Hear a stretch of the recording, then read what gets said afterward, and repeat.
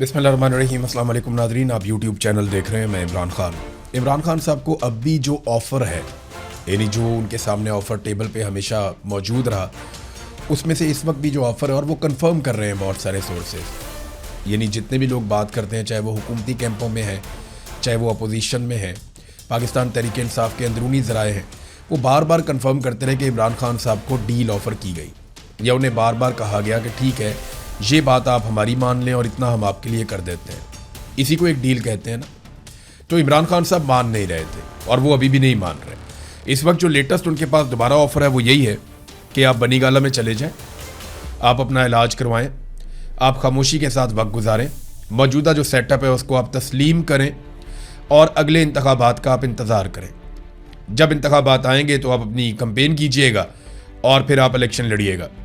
जबकि इमरान खान साहब का जवाब वही सादा जो मैंने आपको बताया। कुछ अर्सा पहले इमरान खान साहब की जेल में एक बड़ी अहम मुलाकात हुई, एक शख्सियत वहाँ पे गई और उसको रिपोर्ट भी किया गया। उसके बाद आपने देखा कि रज़ी ताहिर साहब को गिरफ़्तार किया गया और उनसे एक ही सवाल किया गया, बार बार एक ही बात उनसे बार बार पूछी गई कि बताओ तुम्हें ये पता कैसे चला, बताओ तुम्हें ये बताया किसने, क्या जेल के अंदर से किसी ने बताया, बाहर खबर कैसे निकली, ये बताओ।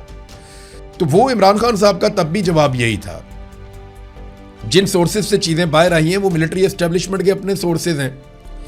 अब ये जब खबरें निकलती हैं, हर आदमी का अपना एक हल्का अहबाब है, तो चीज़ निकल आती है कभी ना कभी, फ़ौरन नहीं निकलती तो टाइम लग जाता है, लेकिन अल्टीमेटली चीज़ें बाहर आ जाती हैं। तो उसमें यह बताया गया कि इमरान खान साहब बज़िद हैं उसी बात के ऊपर कि मेरा मैंडेट वापस किया जाए, नहीं तो आप नए इलेक्शन अनाउंस करें, आप पाकिस्तान में एक नए इलेक्शन अनाउंस करें, इसके बगैर पाकिस्तान आगे बढ़ेगा ही नहीं। पाकिस्तान के मसाइल का हल अब एक साफ और शफाफ नए इंतखाबात के अंदर है। और तब से लेकर अब तक इमरान खान साहब लगातार अभी भी कैद तन्हाई में है, उनके ऊपर बहुत सख्ती की गई है। पाकिस्तान तहरीक इंसाफ ने उनकी कैद तन्हाई ख़त्म करने के लिए एक एहतजाजी तहरीक चलाने का ऐलान किया है और 2 महीने का वक्त दिया है। अब इसमें जो अलीमा खान साहबा का लेटेस्ट स्टेटमेंट है, वो कहती है इमरान खान के साथ ये वही करना चाहते हैं जो मिस्र में इन्होंने मुर्सी के साथ किया था, यानी जो मुर्सी के साथ मिस्र में हुआ था वही इमरान खान साहब के साथ अडयाला जेल में करना चाहते हैं। हम देखना चाहते हैं कि आप इमरान खान को जहरीली शय या स्लो पॉइजन तो नहीं दे रहे, तो इसलिए हमारी मुलाकात करवाई जाए। लेकिन दबाव डालना पड़ेगा इमरान खान साहब की पार्टी को और उनकी फैमिली को। 2 महीने बड़ा लंबा टाइम होता है। और ये जो सुहेल अफरीदी साहब ने कहा या उनकी पार्टी की तरफ से मौक़िफ़ आया कि ये जो तहरीक हम चलाने जा रहे हैं या एहतजाज करने जा रहे हैं 27 सितंबर को, ये इमरान खान की रिहाई के लिए नहीं बल्कि ये उन तक रसाई के लिए है। मैंने आपसे आज से 6-7 माह पहले कहा था कि ऐसा दिखाई देता है कि इमरान खान साहब की रिहाई की जो तहरीक है वो आहिस्ता आहिस्ता इमरान खान साहब तक रसाई की तहरीक बन जाएगी। और इस बात के ऊपर एहतजाज नहीं होगा कि इमरान खान साहब को जाली मुकदमात में रिहा किया जाए, बल्कि इस बात के ऊपर मुस्तकबिल में एहतजाज होगा कि इमरान खान साहब से चलो मुलाकात ही करवा दें या उनका इलाज ही करवा दें। तो अब मामला वहां पे पहुंच गया। इमरान खान साहब की आंख के बारे में खबर आए 6 महीने से ज़्यादा गुजर गए हैं। उनकी 85% एक आंख ज़ाया हो गई है। वो पाकिस्तान का सबसे बड़ा लीडर है और उसकी पार्टी अभी तक इमरान खान साहब से मुलाकात का बंदोबस्त भी नहीं कर पाई। ये आसिम मुनीर की एक बहुत बड़ी कामयाबी है कि उन्होंने इस पार्टी को इकट्ठे नहीं होने दिया और कम से कम इतना दबाव बनाकर रखा कि अवाम और पार्टी के बीच में जो खलीज है वो बरकरार रहे।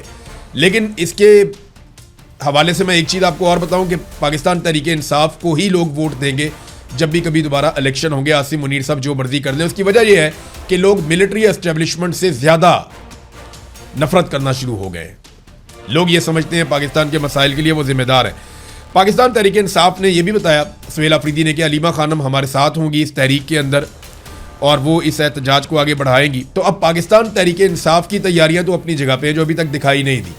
इसमें सिर्फ ये हुआ कि सुहेल अफरीदी ने कुछ सहाफ़ियों से मुलाकात की, उनसे बातचीत की है, लेकिन ये तहरीक इंसाफ की तैयारियां इसके अलावा तो दिखाई नहीं दे रही।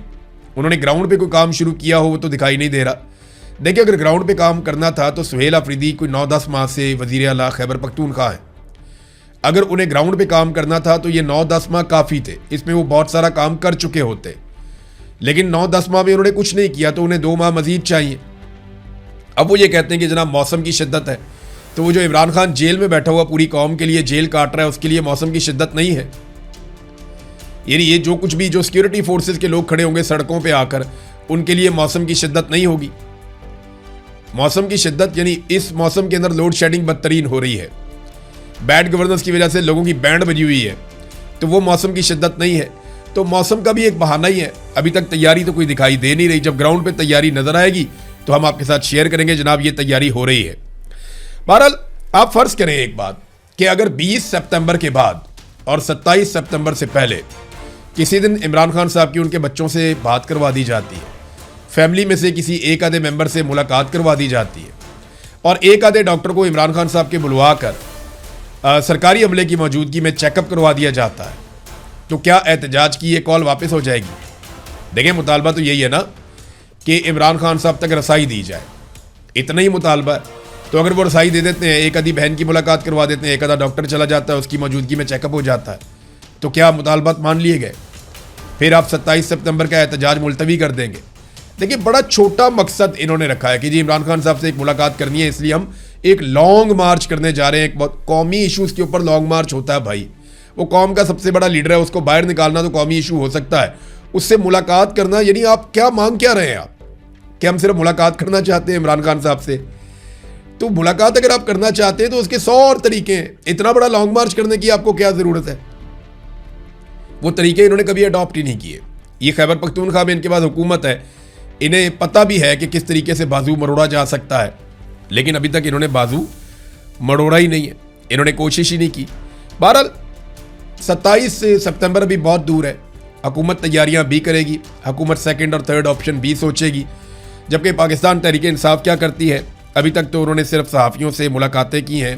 इमरान खान साहब की फैमिली खुद हैरान है, जितने आम लोग हैं पाकिस्तान तहरीक इंसाफ के वो सारे हैरान हैं कि ये तारीख इतनी लंबी क्यों दे दी।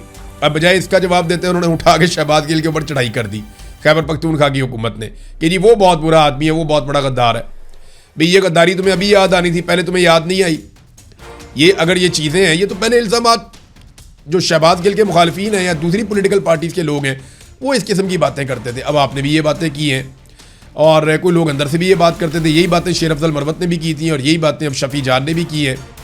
और ये मौका नहीं था लड़ाई डालने का, लेकिन लड़ाई डाली गई, हमने देखा लड़ाई होते हुए। तो नाज़रीन, ये जैसे जैसे तहरीक का टाइम करीब आएगा, अब मेरी उम्मीद तो ये है कि लोग इकट्ठे होते जाएंगे, सोशल मीडिया या डिजिटल मीडिया या इसके अलावा जो जितने भी जमहूरियत पसंद लोग हैं ये इकट्ठे होंगे।